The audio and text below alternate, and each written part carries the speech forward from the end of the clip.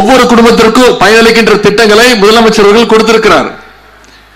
உதாரணத்திற்கு மகளிருக்கு விடியல் பேருந்து திட்டம், பள்ளி குழந்தைகளுக்கு முதலமைச்சர் காலை உணவு திட்டம்,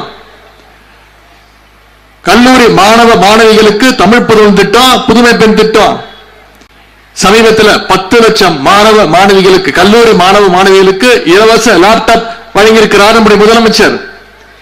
இது எல்லாத்திற்கும் மேல கடந்த 3 வருடங்களாக கலைஞர் மகளிர் உரிமை தொகை திட்டம் ஒவ்வொரு மாசமும் 1,32 லட்சம் மகளிருக்கு மாதம் 1000 ரூபாய் நம்முடைய தலைவர் கொடுத்திருக்கிறார்.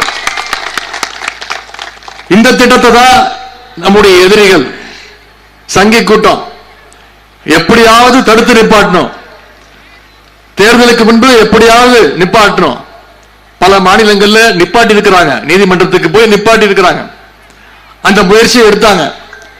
நம்முடைய தலைவர் 3 மாதங்களுக்கு சேர்த்து 3000 ரூபாய், கோடை கால சிறப்பு நிதி 2000 ரூபாய், 5000 ரூபாய் ஒரே நாள்ல 1,32 லட்சம் மகளிருக்கு, 1,32 லட்சம் குடும்பங்களுக்கு நம்முடைய முதலமைச்சர் தலைவர் அவர்கள் வழங்கி இருக்கிறார்.